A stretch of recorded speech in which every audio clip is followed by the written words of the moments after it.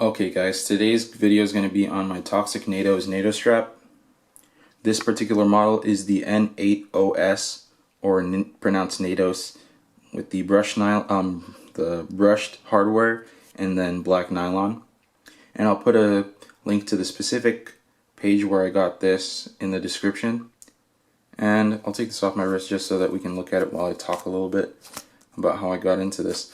So at first, when I first saw NATO straps, I didn't really like them very much. I put them in the same spot in my mind as rubber straps, just that I knew that they were pretty hard use, but not really my cup of tea as it came to aesthetics. Until I saw one of my favorite everyday carry pages, Shapiro. He started putting his Rolex, his Tudor, Pelagos, and his Omega. He put those type of watches, at least, not exactly those models, but watches in those price ranges on these straps. And I thought, why would he put those expensive watches on these, these pretty basic, pretty simple looking straps? I'm not going to say crappy, because I didn't ever think that they were crappy looking, but I did think that I felt like they were more suited for leather or a metal bracelet. But I kept looking at his page. Time went on. The look grew on me. I noticed how the strap, as it is more slim and subdued looking, it gave more emphasis on the face of the watch and how that looked on the wrist. It made the watch face look bigger and the wrist of the user look bigger, in my opinion. And I liked how that looked, because I like big watches, and I like this watch, but it's not that big of a watch, and I like the idea of making this one look a little bit larger. So there's the aesthetic side of it. And also, I started to appreciate the ruggedness of this design, because I did know that it was a hard use design, but that was only by word, but not really by understanding why it would be. And I'll explain a little bit why it's stronger than a normal strap.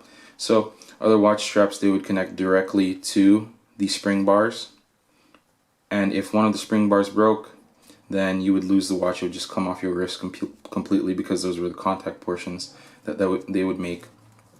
So you pretty much lose this connection and it comes off. Whereas on the NATO strap and of course the Zulu strap design, this is a closed loop. So you pretty much slip the strap underneath the spring bar and the case of the watch. So this is a closed loop. If one of the spring bars breaks, you still have contact with the other spring bar. So this watch would be suspended. Although dangling off of one of the sides, it's still suspended there on the wrist. So if one of those broke, if you're biking or on a motorcycle, you wouldn't lose the watch. It wouldn't just come off of your wrist and you wouldn't be able to get it again. So that's one thing that I really like about the design. Not that I ever think that the spring bars would just break, but it's just nice to know that there's some added stability there for the watch face, especially because of the prices that we do pay for watches. And I think that's really nice just to have. So I'll quickly get onto how you put this onto the watch. Take it off real quick. So it'll come like this, just straight like that. There's a long side and a short side. So you put the long side, the end goes to the bottom here, the buckle's up. So you just put that through the spring bar and underneath the watch. And then you'll put the long strap through this loop. And that's pretty much it. And from here you can adjust. I like to put it more towards this end, because it'll even out as you carry it like that. So yeah, do it like that, and then I'll put it on my wrist off camera, but I'll show you the ending, how to end this real quick.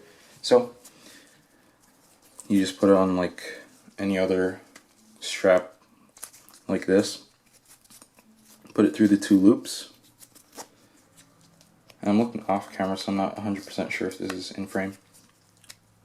And then you tuck the excess into that end loop, and as you can see better here,